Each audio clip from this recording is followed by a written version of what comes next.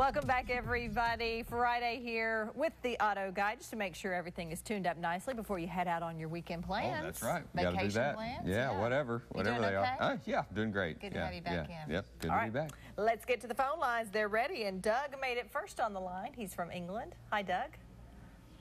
Well, good morning. Good morning. Go right ahead. Yes, I got a 97 Dodge pickup, and the check engine light stays on all the time. And it says the #1 cylinder misfired.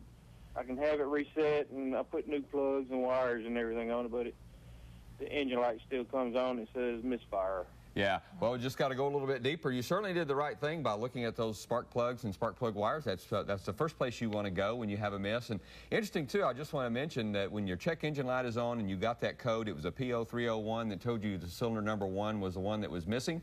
And that tells the technician where the problem is, but it doesn't necessarily tell him what it is. As the example is here, you replace the plugs and plug wires, and we still have a problem. But to get to the answer to the question, I'd be looking for an intake gasket leak on that engine around that cylinder #1. That's what you got to go to. Now, you may even need to go as far as doing a compression test on that cylinder, pull that spark plug out and run a compression test and see if it's slower. You also need to know the compression of the other cylinder so you know the relativity of the compression of that cylinder versus the other. So maybe going a little bit deeper. Hopefully it's just an intake gasket. If it's past that, that means we've got to take the cylinder heads off and go a lot farther. So it gets more serious. Step at a time, Yeah, right? That's right. So again, the check engine light told them a code, told them the area to go to, but it doesn't identify a component. That's where the technician must use his skills and abilities to actually diagnose what is wrong. So that's why the free check engine light checks things are worth nothing, because they really don't tell you exactly what's wrong with the car, just the area. There you go. Thank you, Doug. Hopefully that will help you out.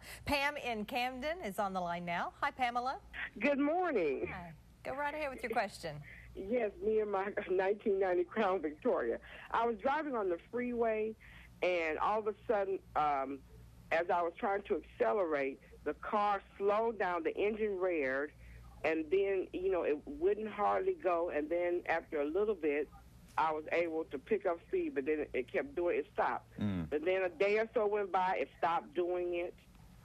Okay. Does that sound like the transmission's going out? Well, there's two things that came to my mind right away there, Pamela. One is the transmission, as you begin to explain that. But the other thing I just want to make sure that's not overlooked, and that's the catalytic converter. Now, what you should have done is what's called a back pressure test. They pull the O2 sensor out of the exhaust system, and there's a tool that they use in its place to do a back pressure test, and that tells you if that converter is stopped up. If it's stopped up, if we can't get air out of the engine, then we're not going to allow any to come into the engine, and the car just will not run, have a lot of low power situation.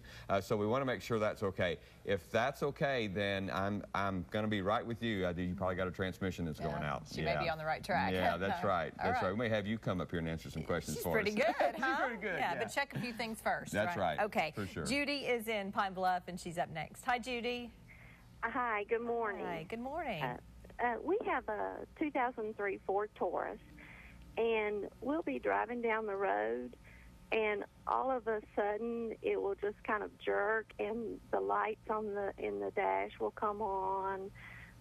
It's like it's some kind of electrical loss or something all of a sudden, and you'll think your car just died, but it didn't. It'll keep going, like the radio may be on, and it'll go off.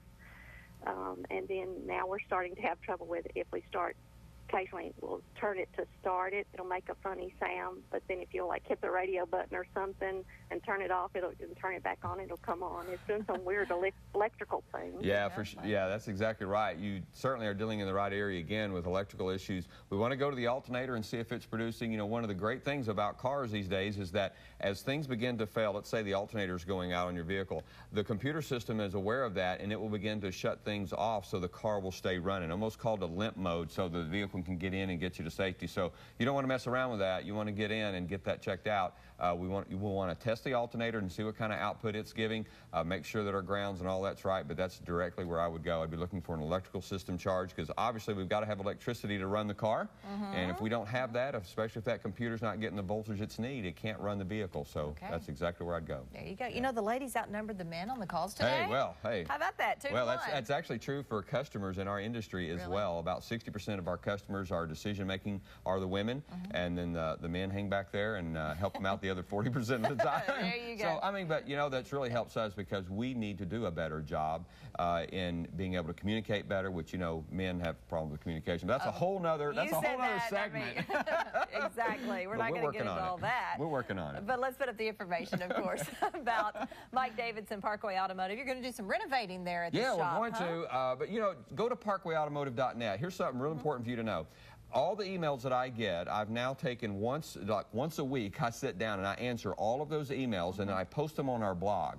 And so you can get, and I put it by year, make, and model. And so you can now go to parkwayautomotive.net, and there's a link to the blog, and then that will allow you to go there and just spend the day there if you want.